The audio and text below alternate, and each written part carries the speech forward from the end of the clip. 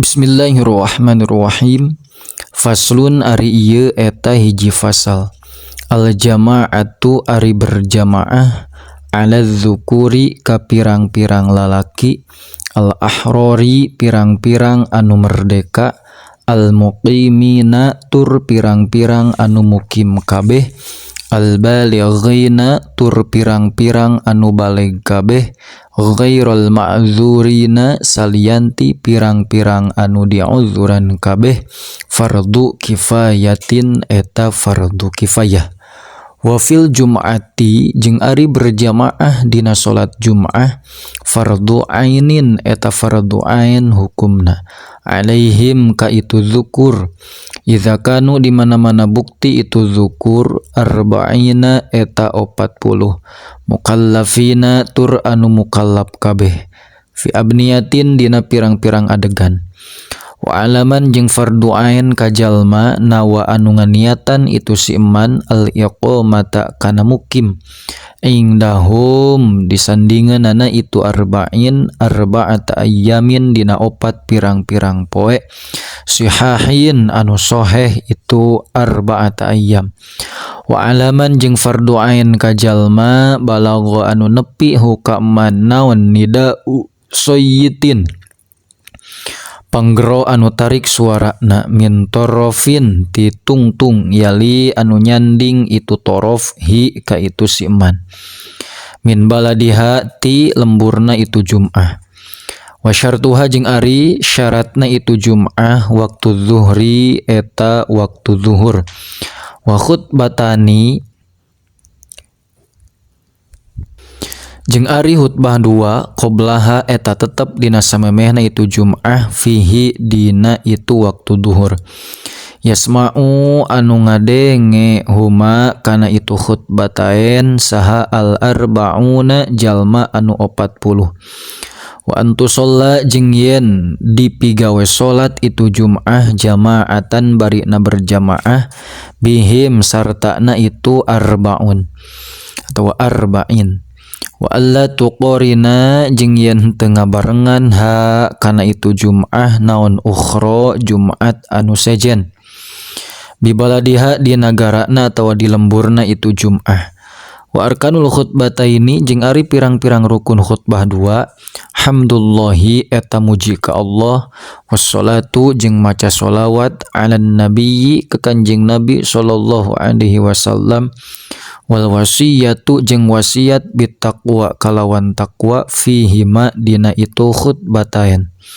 wa ayatun jeung maca saayat mufhimatun anu mere harti itu ayat fi ihdahuma dina salah sahijina itu khutbatain, wa du'a'u jeung ngadoa lil mukminina pikeun mukmin kabeh fisaniyati dina khutbah anu kadua. Wa syartuhuma jeung ari syaratna itu khutbaten at-taharatu eta suci anil hadatsaini tina hadas 2, wa anin najasati jeung suci tina najis fil badani dina badan, wal makani jeung dina tempat,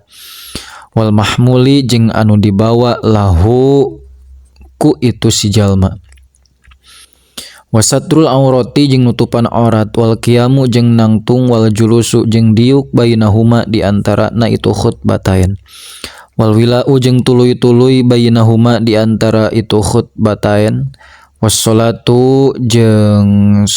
di antara salat.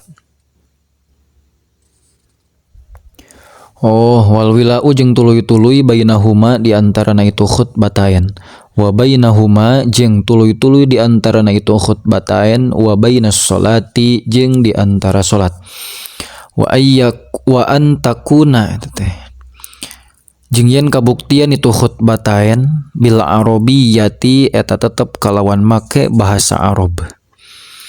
Faslun ari ieu teh hiji fasal, yajibu wajib alaman ka jalma sholla anu salat itu si man muqtadiyan barina anu ngamakmum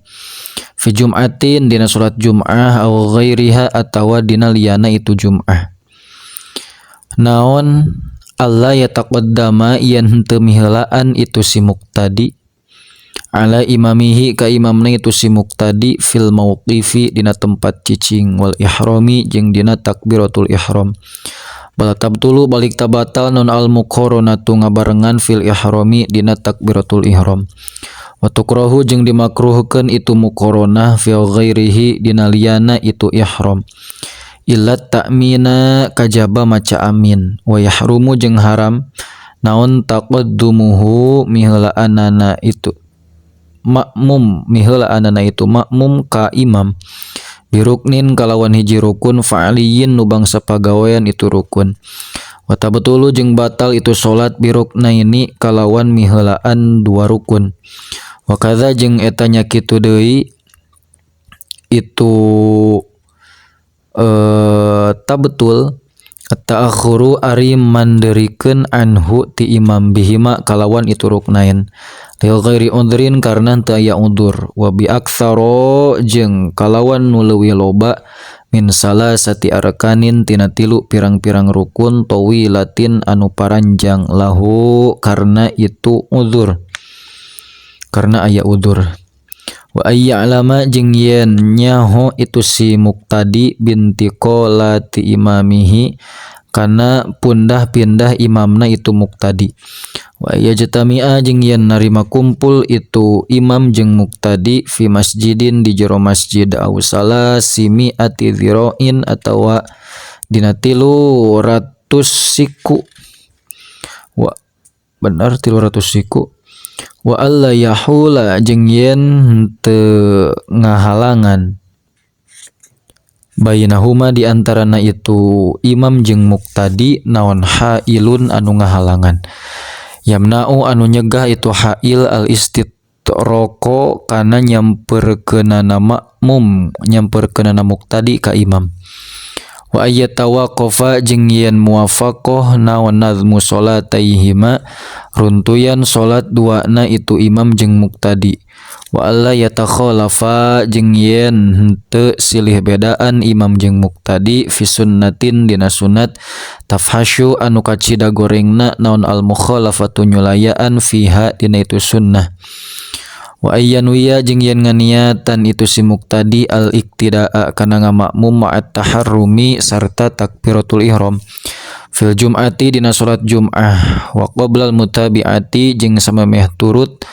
wa tulil intidori jeung lila ngadagoan fi ghairihima dina saliyana itu Jum'ah.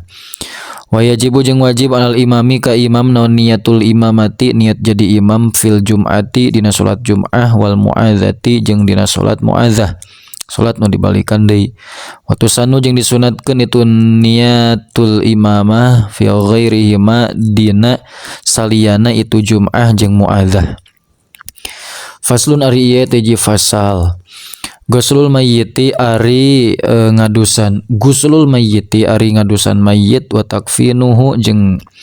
mungkusna itu mayyit wa sholatu jeung nyolatan alaihi ka mayyit wa dafnuhu jeung nguburna mayyit fardu kifayatin eta fardu kifayah hukumna. Idza kana di mana-mana bukti itu mayyit musliman eta nu Islam ulida anu dilahirkeun itu mayyit hayyan barina hirup. Wa wajaba jeung wajib li dzimiyin ka kafir dzimi naon takpinun mungkus wa dafnun jeung ngubur walisiktin mayyitin jeung pikeun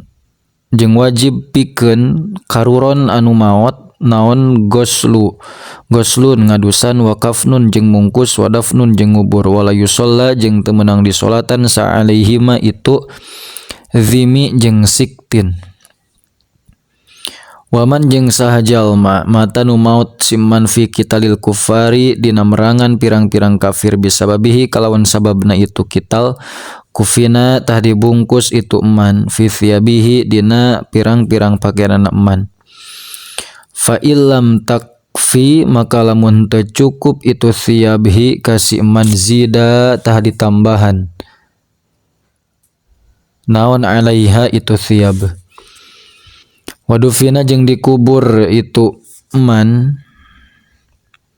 wala yughsalu jeung teu meunang diadusan itu eman wala yusalla jeung teu meunang disolatkeun sa alaihi itu eman.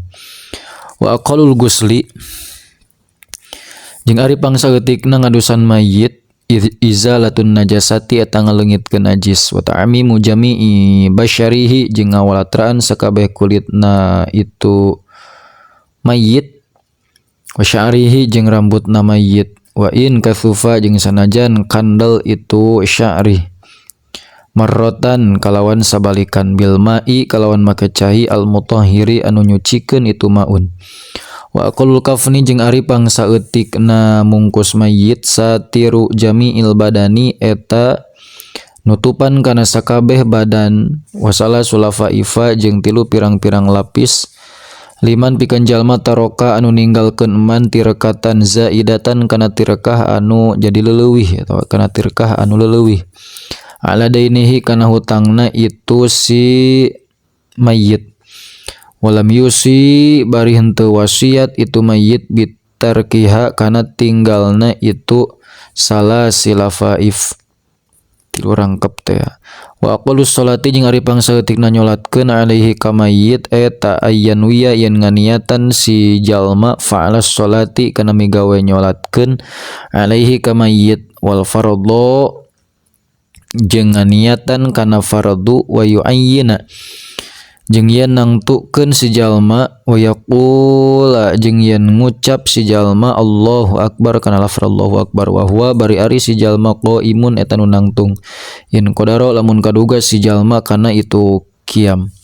summa yaqra'a tuluy yen maca itu si eman si jalma al-fatihata kana fatihah summa yaqula tuluy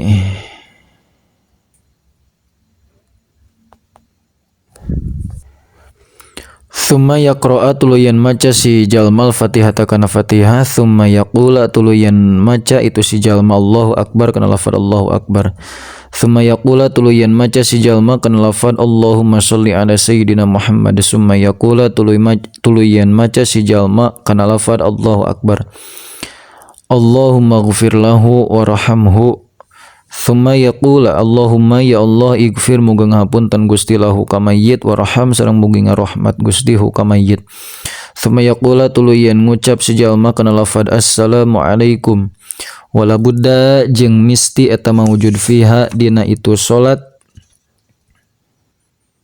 min syurutis sholati tina pirang-pirang syaratna salat wa tarkil mubtilati jeung tinggal kana pirang-pirang pangbatalan salat wa qalud dafni jeung ari pangsaeutikna ngubur mayit hufratun eta sakedukan taktumu anu nutupan itu hufrah raihatahu kana bauna itu mayit wa tahrusu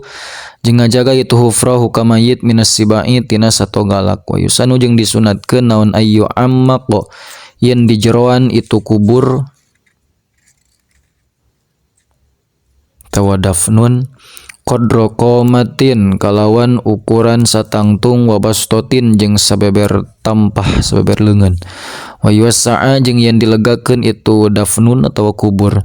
wa yajibu jeung wajib naon taujihuhu nyang hareupeunana itu mayit ilal kiblati ka kiblat kantun faslun wa tajibu az-zakatu cekap wallahu a'lam bis-shawab.